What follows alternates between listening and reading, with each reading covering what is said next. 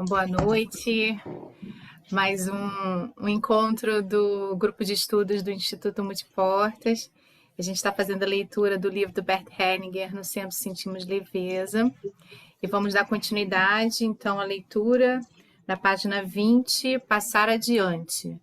E quem vai fazer a leitura para a gente hoje é a Carmen. Obrigada, Carmen. Pode começar, por favor. Ok. Passar adiante. Contudo, esse alívio não é possível em alguns relacionamentos, porque neles existe um desnível irredutível entre quem dá e quem toma. É o que acontece, por exemplo, entre pais e filhos ou entre professores e alunos.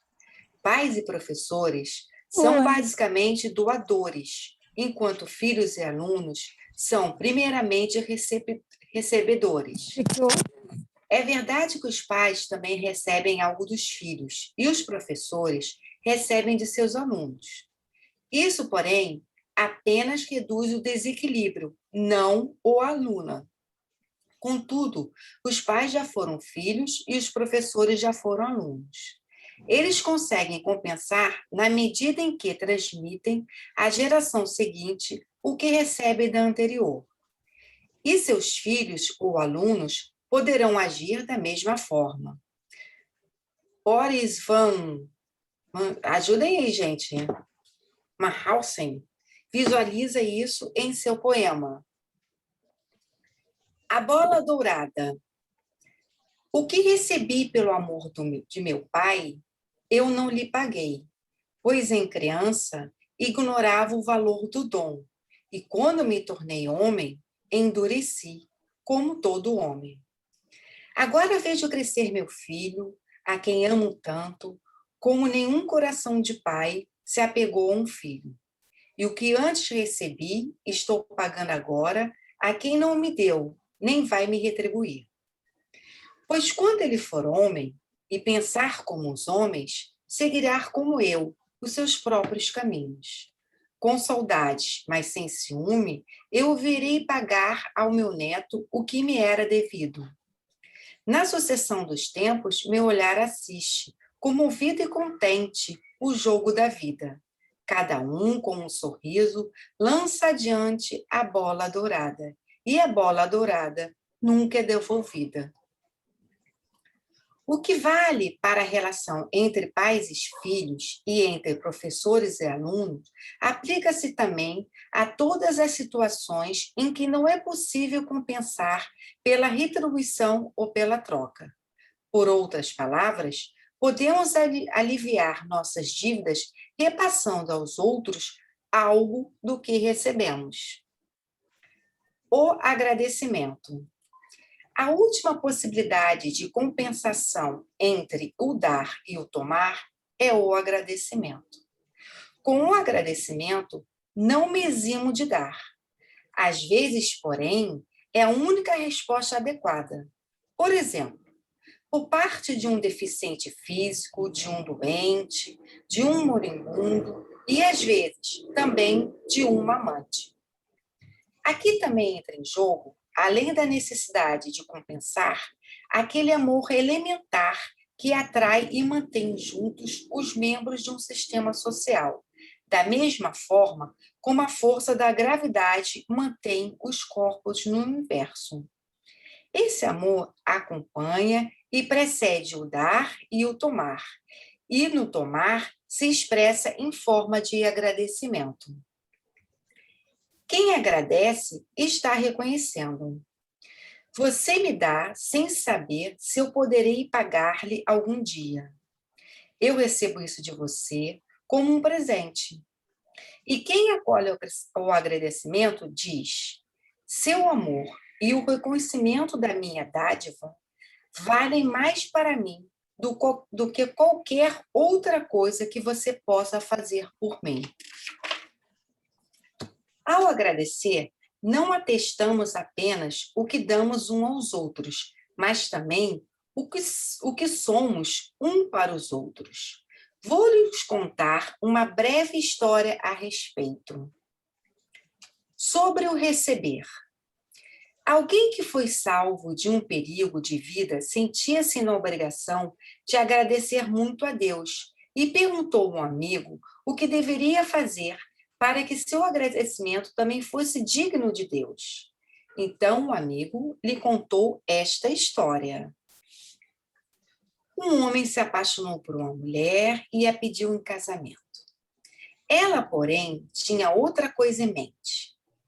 Certo dia, quando iam atravessar a rua, um carro teria atropelado a mulher e deve ser o seu amigo, né? Com muita presença de espírito, não a tivesse puxado para trás. Então, ela se virou para ele e lhe disse: agora aceito me casar com você.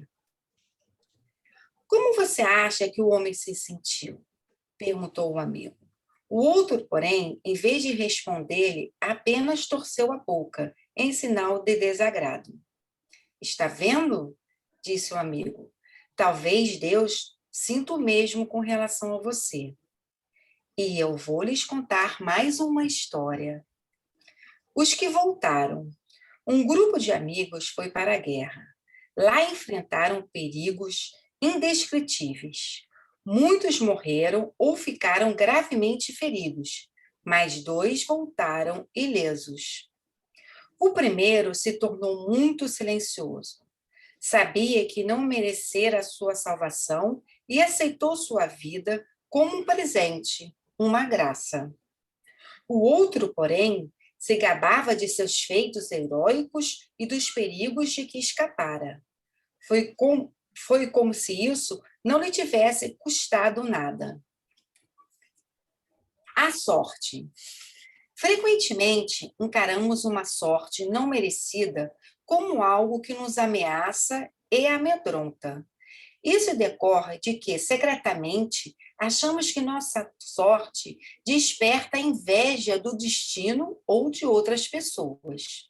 Então, ao aceitar essa sorte, nos sentimos violando um tabu, assumindo uma culpa, aceitando um risco. A gratidão diminui o medo, mas para ser feliz é preciso ser humilde e corajoso. A justiça.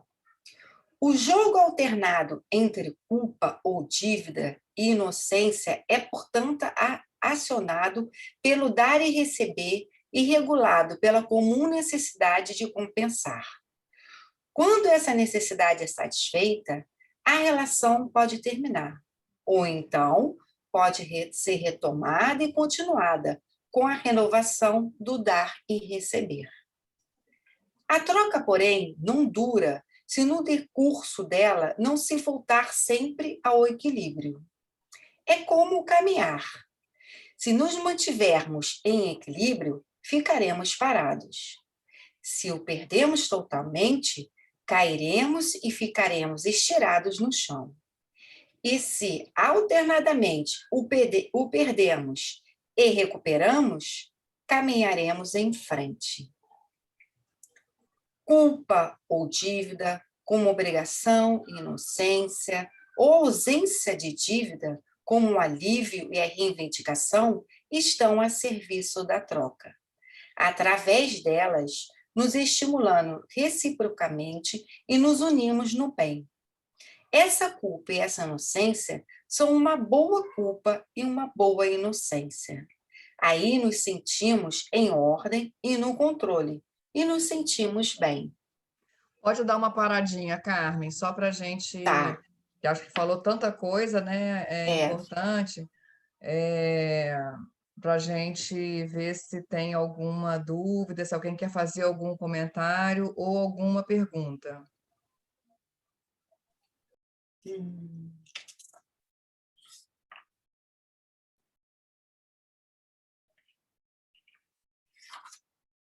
Eu não tenho nenhuma pergunta, não. A gente viu um pouco isso, né, da troca do dar e o receber, da inocência e da culpa no nosso curso, então ficou bem amarradinho aqui comigo.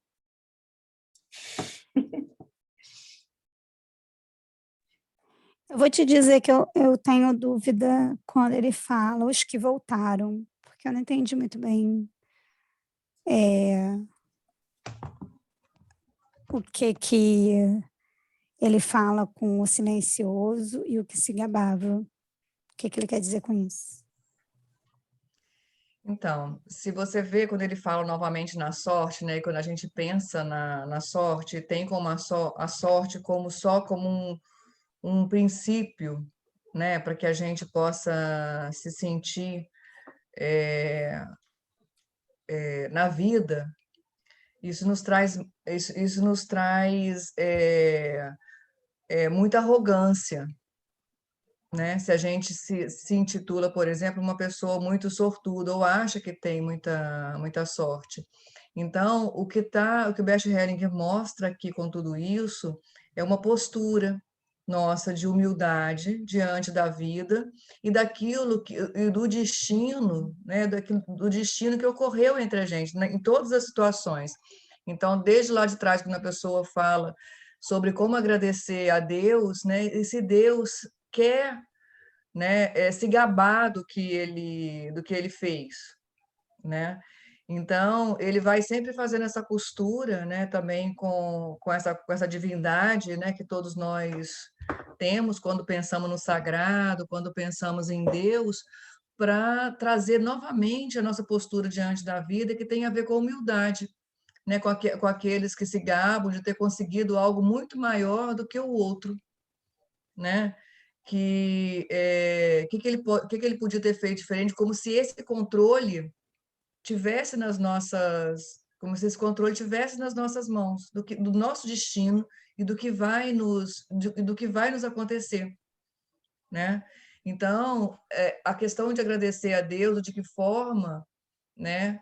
E também nessa questão, está falando, porque tudo isso é uma costura, né? Essa questão dos que voltaram tem a mesma postura daquele que reconhece, né, o destino dele e simplesmente agradece, né, e não achando que ele teve mais sorte ou menos sorte, ou que isso estava dependendo totalmente dele, né?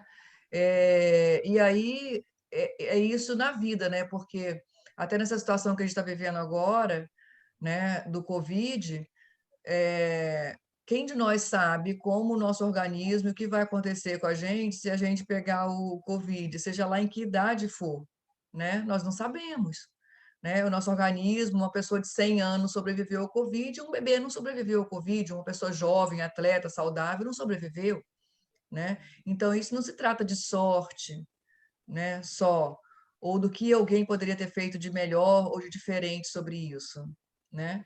É simplesmente uma postura nossa de humildade e de agradecimento sobre tudo. Sobre Sobre o tudo. receber, foi o que eu entendi, né? Sobre o receber.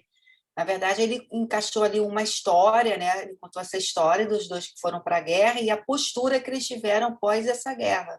Como é que eles se Uhum, comportaram em receber isso? Quer dizer, a importância de um que se comportou com humildade, né? E uhum, agradeceu exatamente. a vida, E o né? outro acha que tudo foi E, dele, né? Que, assim, e o que ele outro que acha fez que isso, ele que fez é ele que fez aquilo, isso, né? isso. Que ele empunhou a arma, que ele correu, que ele, né? E que É, ele, ou que ou teve mais sorte do que o outro, né? foi Então, melhor. é o que foi melhor, né?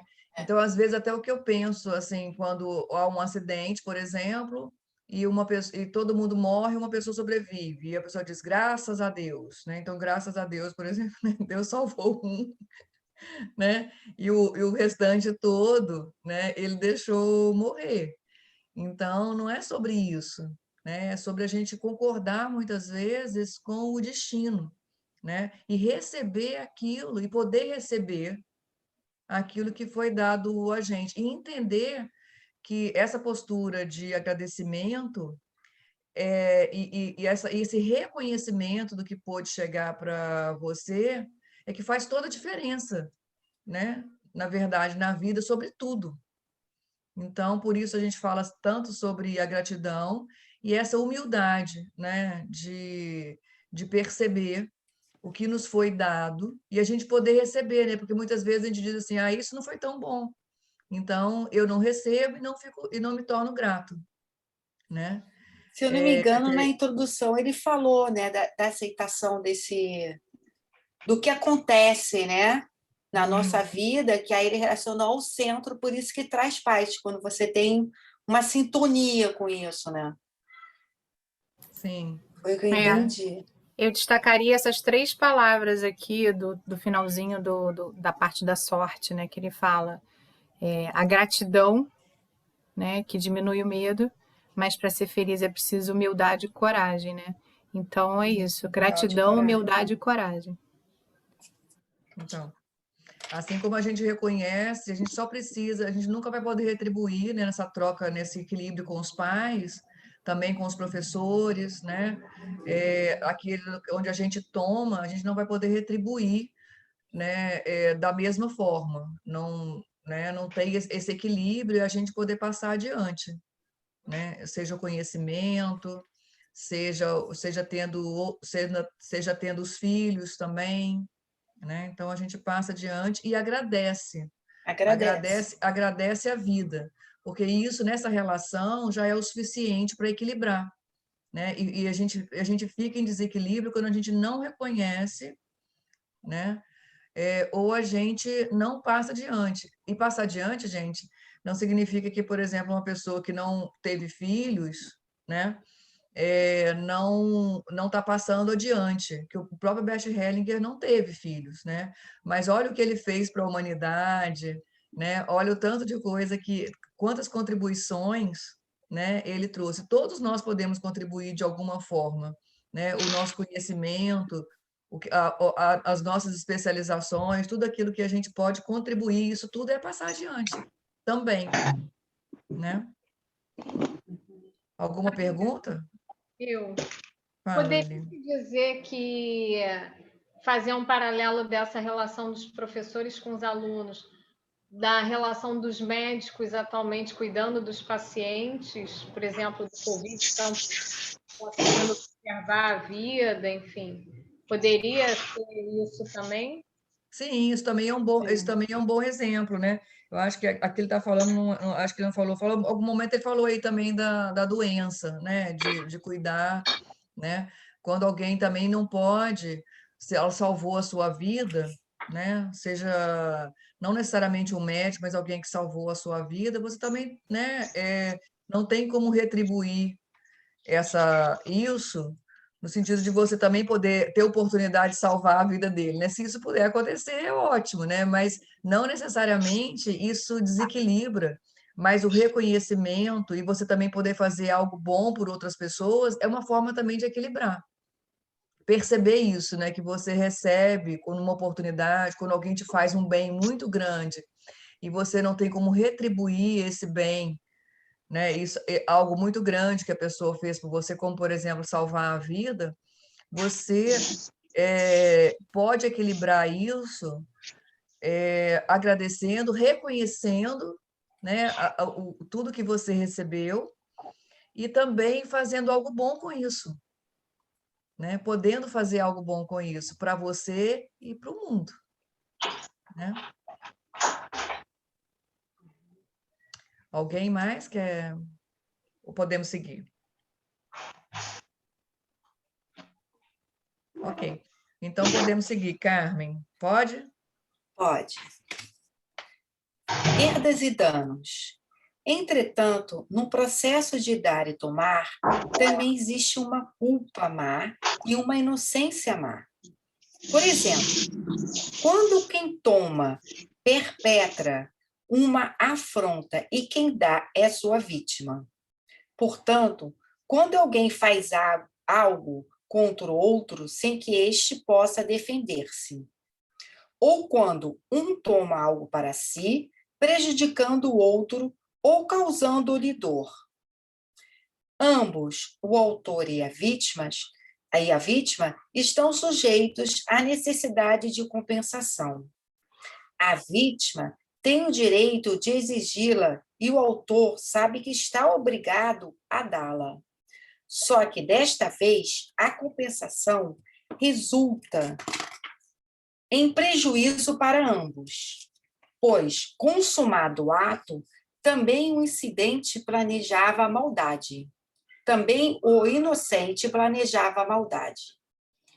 Quer prejudicar o culpado da mesma forma como foi prejudicado por ele e causar-lhe um sofrimento como recebeu dele. Por conseguinte, exige-se do culpado mais do que a simples reparação do dano. Ele também precisa expiar. O culpado e sua vítima só voltarão a equiparar-se quando tiverem sido igualmente maus e tiverem perdido e sofrido na mesma medida. Só então poderão reconciliar-se, ter a paz e voltar-se a fazer-se o bem. Ou só então, se o dano e a dor tiverem sido excessivos, poderão separar-se em paz. Sobre esse tema, vou contar uma história. A solução. Um homem contou a um amigo que havia 20 anos sua mulher o recriminava porque, poucos dias depois do casamento, ele a deixou sozinha e saiu de férias com seu pai 1 mês e meio, pois precisaram dele como motorista. Todas as suas explicações, desculpas e pedidos de perdão tinham sido inúteis. O amigo replicou: o melhor que você tem a fazer é dizer-lhe que ela tem o direito de desejar ou fazer algo em seu próprio benefício, que custe tanto a você quanto custou a ela o que você lhe fez naquela ocasião. O homem compreendeu e sorriu. Agora possuía a chave que também podia fechar.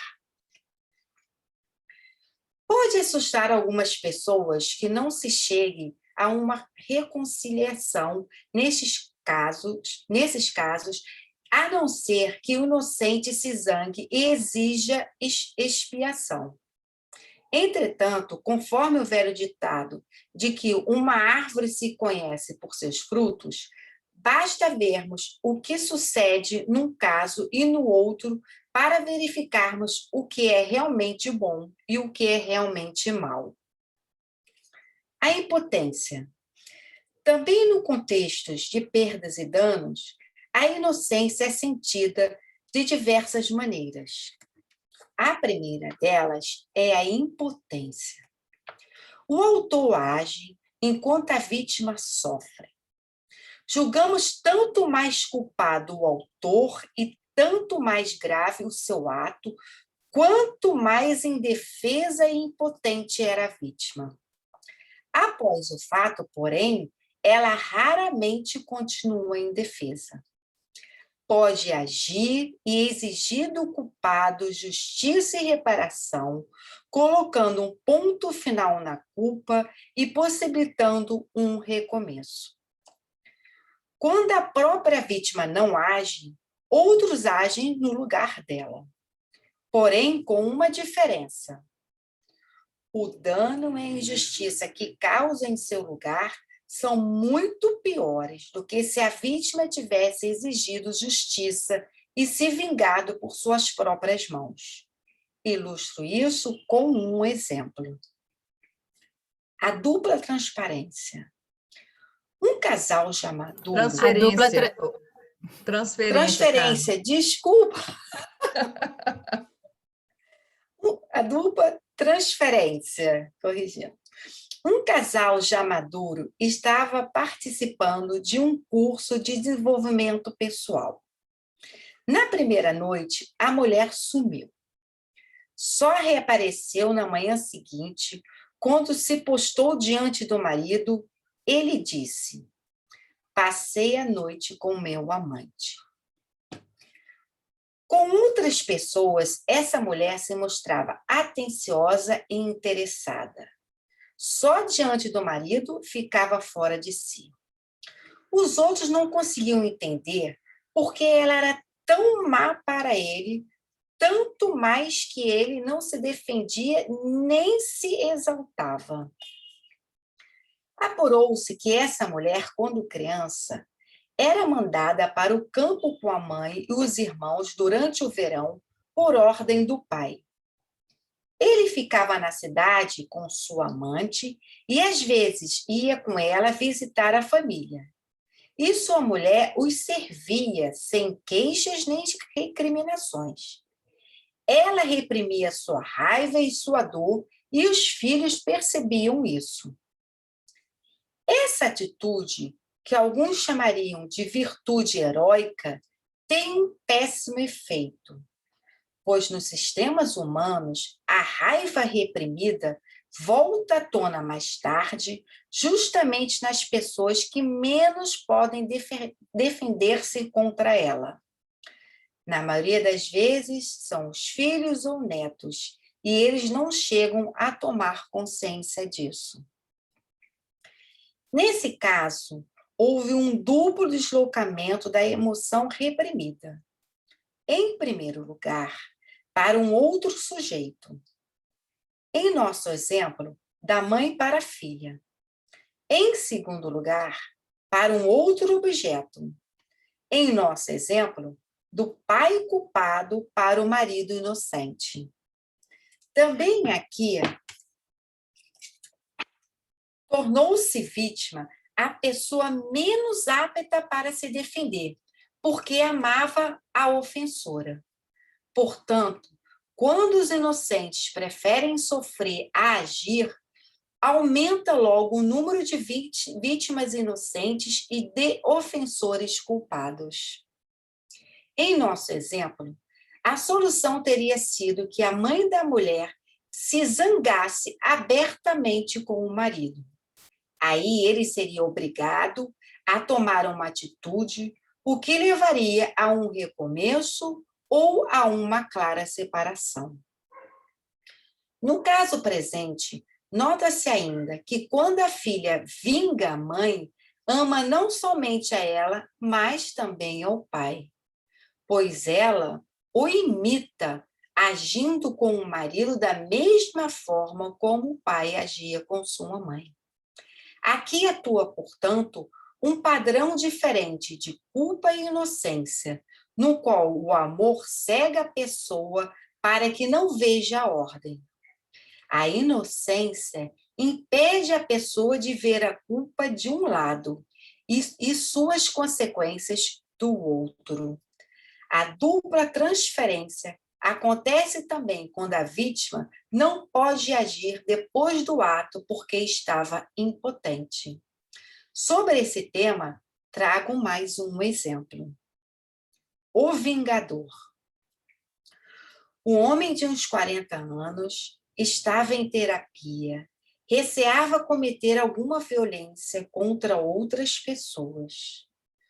Como seu caráter e seu comportamento não dava indícios disso, o terapeuta perguntou-lhe se houvera violência em seu grupo familiar.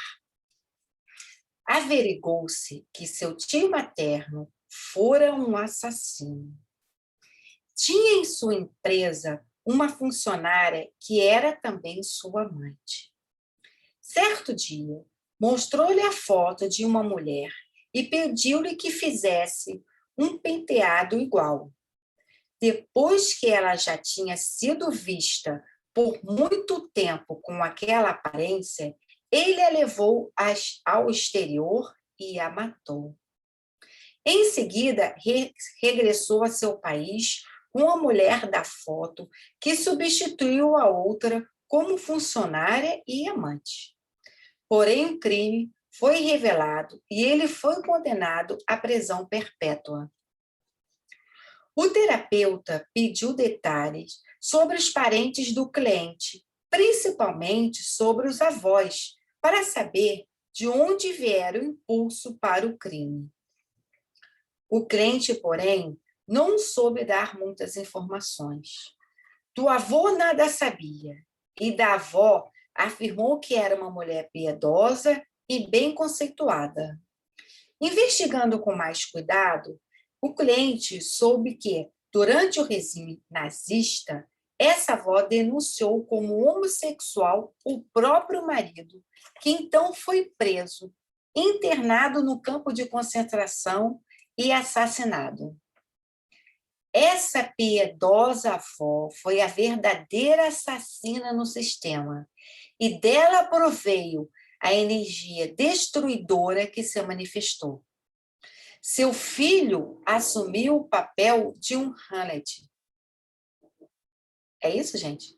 Como vingador do próprio pai, cegado como Hamlet, por sua dupla transferência. Assumiu a vingança no lugar do pai, e essa foi a transferência do sujeito.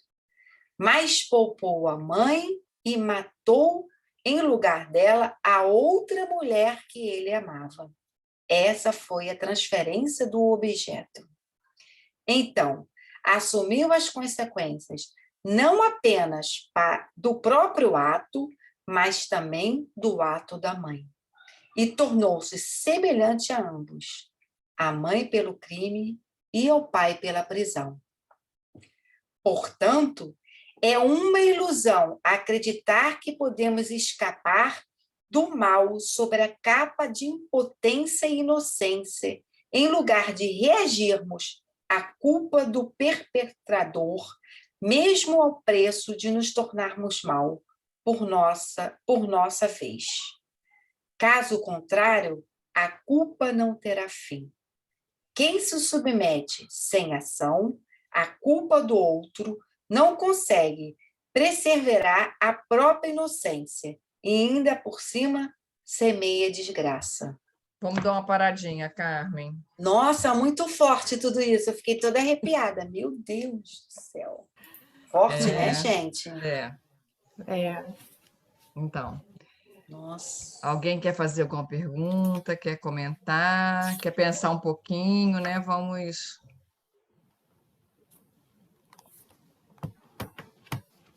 Você só pode... Desculpa. Seria isso, não sei, seria isso um karma que a pessoa receberia quando acontece uma maldade assim do passado, e de repente você só pode evitar isso se você tiver consciência, né? Aqui a gente não... O Bert Hellinger, ele não usa muito essa questão de karma, né, Carmen? Pois não. é. Que eu não... O que a gente vê são nas próprias constelações, os efeitos, né? Que, por exemplo, essa história que ele falou da dupla transferência, do que uma raiva represada no sistema familiar, uma raiva que não foi... Externada. Na verdade, não foi expressada, né? Expressada. Uma raiva expressada, porque aquela mulher, ela estava sendo vítima, né, do marido que levava lá a amante, e ela obrigava ela a servir, então ela ficava com raiva, mas não expressava essa raiva, como ele colocou no texto, ela engolia isso, né? Então, esses efeitos é o que a gente vê nas constelações, e foi isso que o Bert Hellinger observou. Então, o que a gente trabalha aqui é com mais essa noção, né, da transgeracionalidade que tem nas constelações, e que não só os comportamentos, mas às vezes as emoções são o que o Bert Hellinger chamava de sentimentos sistêmicos ou sentimentos emprestados, que a gente herda isso dos nossos ancestrais, né? Há quem diga que isso é o acaso, e aí é uma observação minha, né, quero abrir esse parêntese, que eu acho que a gente passa por isso por questões de ressonância. Há alguma ressonância individual que faz com que a gente, vamos dizer assim, herde certas agruras da nossa família, certas questões, melhor dizendo, né, que a gente vai procurar resolver em prol dessa mesma família. A gente é tomado a serviço dessa força. A gente é tomado a serviço dessa consciência familiar. Ok. No caso, seria esse... Mas por que eu e não uma irmã, por exemplo, né, que eu tive? Porque eu tenho alguma ressonância com essa história e alguma coisa para resolver na minha questão individual. Mas essa é uma opinião minha, é uma observação minha, né? O que a gente trabalha na constelação é mais com essa questão mesmo da transgeracionalidade. Então, se você quiser, pode chamar de karma, mas a gente não usa muito essa expressão. Esse segundo exemplo que ele deu, essa segunda história, né? Que, na verdade, a avó tinha entregue o próprio avô, né? Na época do nazismo, delatando que ele era homossexual, e, de repente, por isso que ele assassinou a amante, enfim... Tem um link aí, né? Ela quis descobrir qual era o que gerou nele essa atitude agressiva, né? Exato. Essa raiva toda, né? Inclusive, uma sanha assassina, exatamente. Uhum. Eu estava me referindo Exatamente. a esse Não exemplo. seria identificação? Oi, Pois é. Liliana? Não seria identificação uma geração mais nova quer chamar atenção no sistema para alguém que foi excluído? E para o que aconteceu no sistema, né? Sim. Exato. E aí, Então, mas esse mais novo, ele pode se identificar, exatamente, né? Ou com o assassino ou com a vítima. E é isso que eu falo, aí vai dependendo das ressonâncias de cada um, né? O que história e como que vai... porque foi a tomada a serviço dessa família, dessa história, ok, mas né, como que isso vai ser processado e quem vai fazer isso, né? se a gente pensa nas relações de casais, que são relações de iguais, e que cada casal que cada par deve assumir as responsabilidades iguais sobre tudo que acontece, né? E muitas vezes nós ficamos numa postura de inocência, né? O que que é essa postura de inocência? Dizendo que eu não tenho nada com isso, eu sou a boa pessoa, né? E o outro é que é o ruim. Então, isso desequilibra uma relação que tem que ser de iguais, que é aquele famoso 50% para cada um, e que muitas vezes nós não concordamos com isso, né? Se, por exemplo, o marido traiu, a mulher traiu, né? Ou se eu me sinto enganada e frustrada porque eu sei que meu marido era homossexual, por exemplo, e se casou comigo e me enganou, né? Então, se eu nunca assumo a minha parte, se eu sempre me coloco numa postura inocente, né, os filhos vão sentir isso. Então, é muito importante a gente entender, assim, parece meio macabro tudo isso, né? Mas, na verdade, é um entendimento dessas responsabilidades, né? E quando os pais não assumem, isso é tão comum, né, gente? Tão comum, e a gente vê realmente os crimes, a gente vê tudo que acontece aí, porque exatamente desequilibra isso. O casal não quer assumir a responsabilidade igual disso. Ele se sente melhor do que o outro. E quem se sente melhor é inocente. É o inocente. E se coloca numa postura inocente diante do outro. Então, quem é o inocente? É a criança, né? E aí percebe como tudo vai ficando confuso.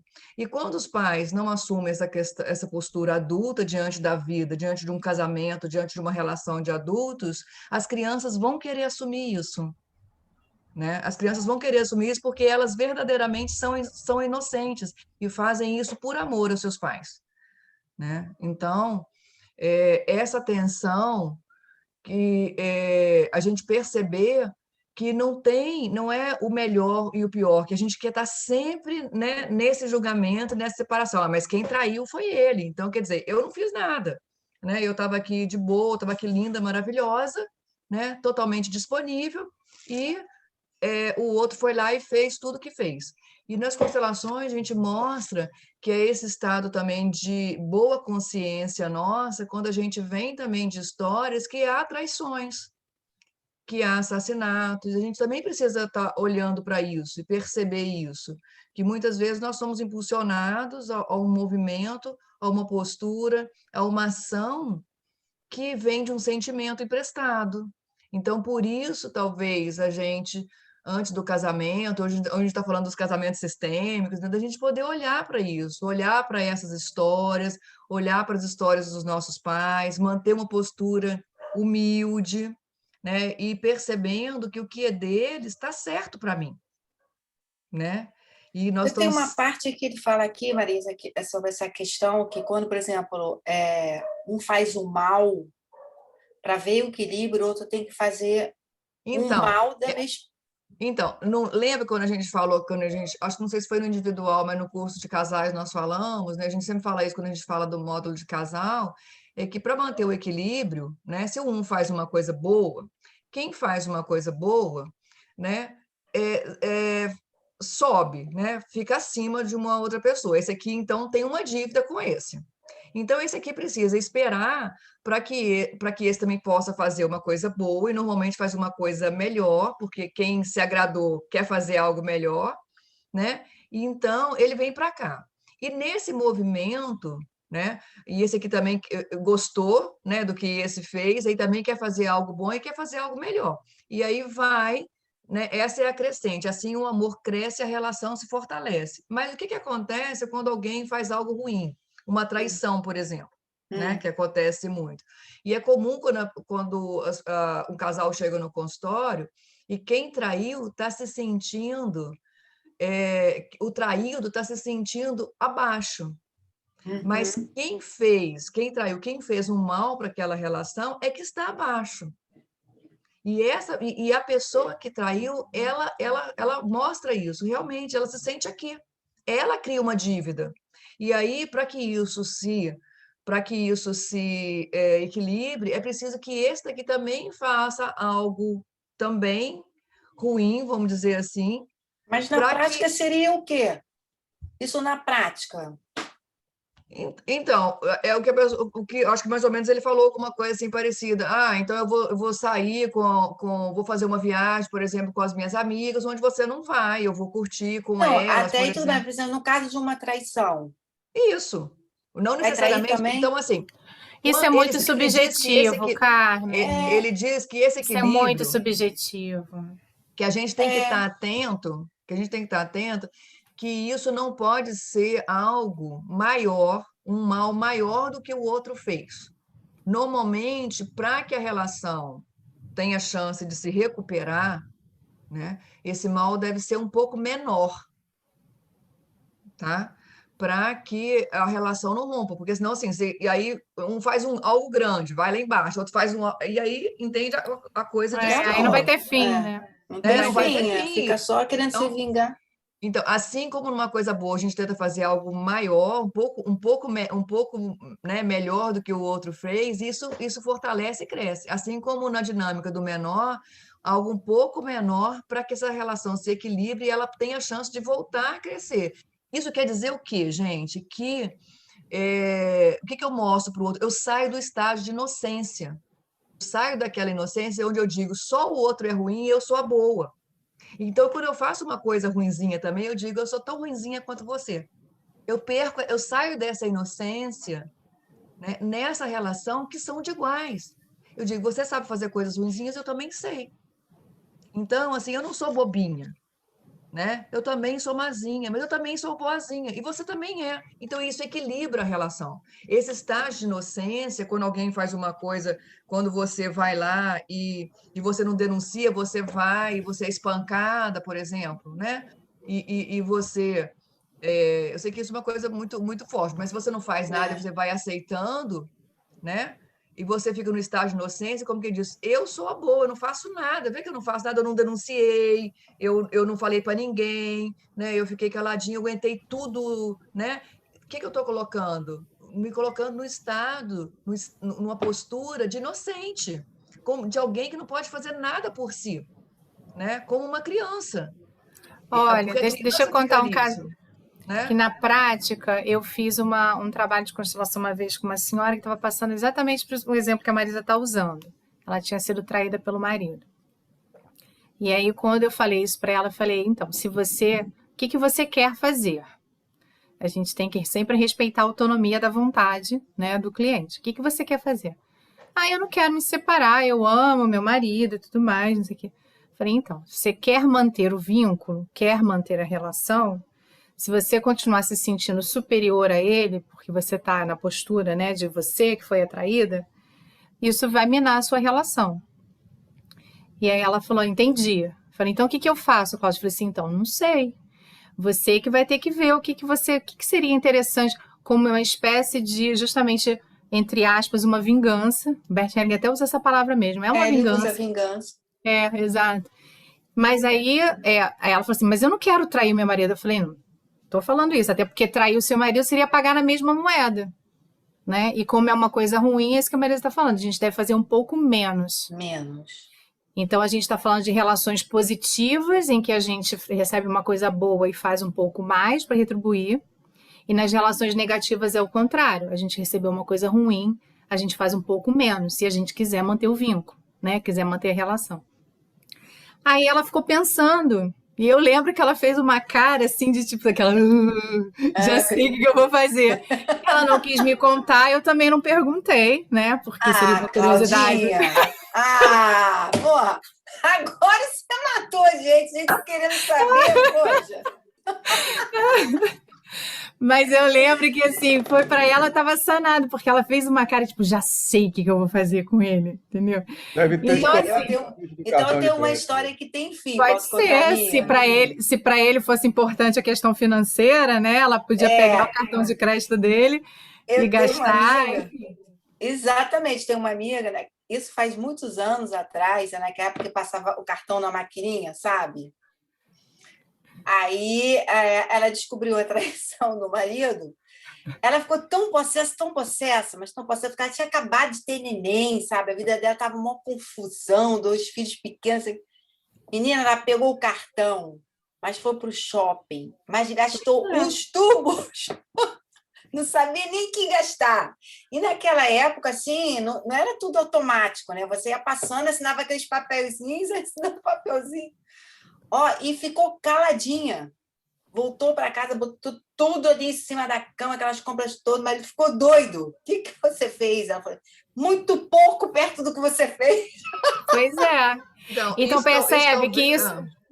Não, é assim, só para complementar, exato, ela já estava intuitivamente aí, né, fazendo o que a gente estuda aqui do equilíbrio das relações. Essa necessidade de compensar, que é isso que a gente está falando, né, uma compensação. Mas aí, Carmen, isso vai variar de acordo com cada casal, de acordo com o que é importante para cada pessoa, né? Pode ser que... Cláudia, porque até nesse caso, se ela torrou o cartão dela, né? Mas por causa disso também, ele teve que cortar o ar-condicionado, teve que cortar não sei o que dentro de casa, não sei o que e tal. Então, quer dizer, foi uma vingança que ela também se ferrou. Né? Que ela também se prejudicou. Ou se para ele não é importante essa questão financeira, se ele dá meia, tá bom, gastou, dane. Não, para ele era importante. Mas no final da história, se ele queria que ela devolvesse, né? Porque aí ele saiu, voltou, foi uma confusão danada, aí no final resolveram ficar juntos. Aí ela falou assim, não vou devolver nada, não, você que pega empréstimo para pagar o cartão. Aí pois é, acaba prejudicando a própria família, o sistema familiar. Todo mundo, Mas aí, eu já escutei uma história também de uma mulher, outra situação de traição, de uma mulher que o marido tinha coleção, parece que era dos Beatles, do LP, né, de vinil, e ela pegou um lá e quebrou na frente dele. Aí eu falei, pois isso doeu no meu coração também. Falei, ui. Já era, nunca mais. Cláudia, eu soube de um caso que a mulher pegou o carro emprestado do marido, passou aqui nesse aterro. Você soube dessa história 300 vezes. Passou o dia inteiro de pá. Multa. A uma velocidade. Acabou com o carro. Teve que vender, com certeza, para pagar a multa, né? Pagar a multa toda. Entendi. Ele recebeu uma... E perder a carteira, né? Perdeu a carteira. Ela acabou com a vida do cara. Pois essa história, que é fato, né? Então, tá vendo? Ao contrário, gente, ninguém sabe de um caso ao contrário, não. De mulher traindo? Eu sei. Não, assim, de exemplo que tem acontecido, então, eu gente, fazer constelação, não vamos descambar aqui também, não não vamos virar aqui conversa de comadre, né? Vamos aqui... Mas aqui, é só para dizer que isso acontece em qualquer relação, porque a gente está usando exemplo de casal e de traição, né? Mas isso em qualquer relação entre iguais, então entre amigos, né? Entre parceiros, sócios, viu, Marisa? Gente, isso quer dizer que nós temos que estar atento ao equilíbrio de troca, não só o equilíbrio de troca, mas também a essa inocência, né? De achar que o outro é bom, eu sou boa e o outro é ruim, né? E não perceber, enquanto nessa relação, se eu não quero mais, se eu aquilo não faz mais sentido para mim, ou eu percebi com o tempo que, não acabou, ou qualquer coisa, é preciso que sempre, principalmente quando você tem filhos, é preciso dar dignidade para a gente e para o outro. Porque se a gente não assume isso e fica como inocente, e essa inocência é uma palavra muito bem empregada, porque a gente fica como criança. E aí as nossas crianças, né, que podem ser os filhos ou os netos, assumem isso para a gente. Porque se o adulto não dá conta, a criança vai se arrogar isso. né? E isso, obviamente, as crianças tomam, isso a gente sabe, não só o Bert Hellinger, porque ele viu isso também da própria psicologia, da psicanálise, né? De todos os trabalhos que já tinham aí, né? Com as próprias crianças, e vários estudos que já tem sobre isso. Exato. Então, é preciso que a gente assuma isso e perceber que nós somos adultos da relação, e a criança, ela tem o direito ao pai e à mãe.